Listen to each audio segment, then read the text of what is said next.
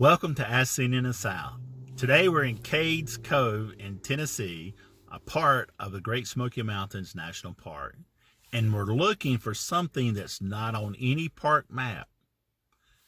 It's the Pearl Harbor tree. Let's go check this place out and see if we can find it. Are you ready, babe?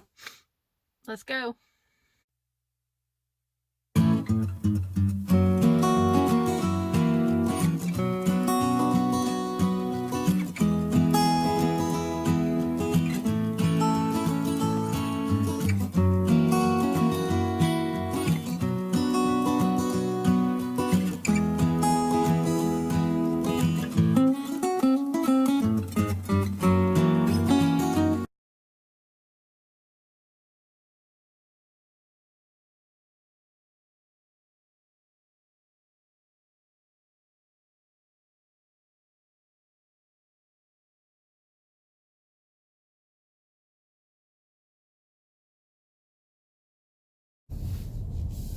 So you travel in on the loop road approximately 3.5 miles before you get to the pullover for the tree.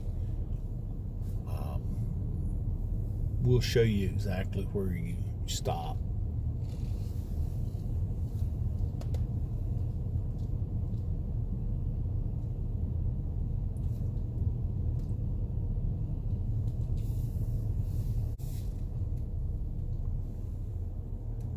So you're getting really close when you pass this parking area.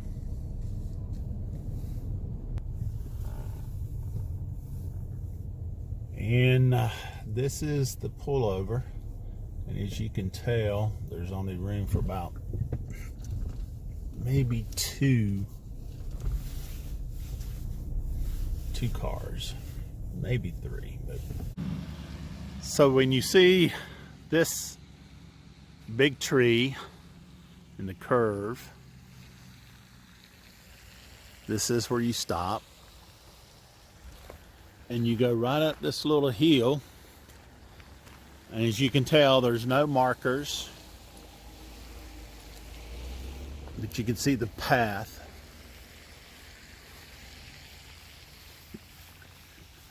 And it's about 1/10 of a mile in.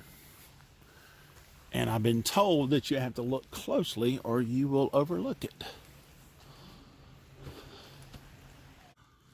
So you got these two tall poplars here, and the path, you can go to the right and then up a steeper hill, or you can go and follow this path, which is a little bit easier to get up.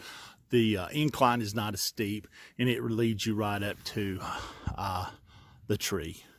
So I'd probably go on the one on the left. Just a word of caution, if you come on a rainy day and the leaves are wet, be careful because they can be a little bit slippery. Well, folks, we found it. This tree was transplanted in the front yard of the home site December the 7th, 1941 by Goldman Myers. He was so moved by the attack by the Japanese on Pearl Harbor that he transplanted this little sapling here, and he put this old tire, old rim around it to keep the kids from mowing over it or knocking it down. And as you can see, the tree has outgrown the rim and busted through the rim. You can see all around there. Then his youngest son, several years later, put this chain around the tree and affixed this little metal bracket that tells you about it. Goldman Myers transplanted this tree December 7th, 1941. And of course, people have been adding flags to it. And Mr. Myers said, we will always remember this day when he planted that tree. And we do as a country. And we should never forget it. Here's someone's flag, a James Hagar, maybe a World War II veteran. Let's see if I can. Yeah. But it's pretty neat. And this, I guess, a poplar is about 60 feet tall.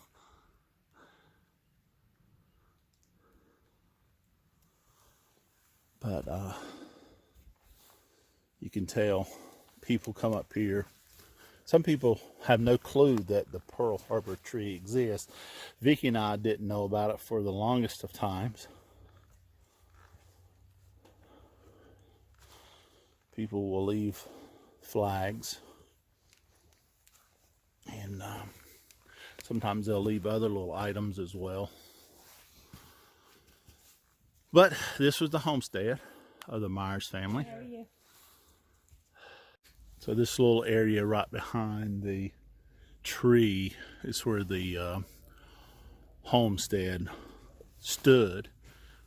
Obviously, you're talking back in the 40s, so much has grown up since then, but you can see a little depression here where there was a cellar.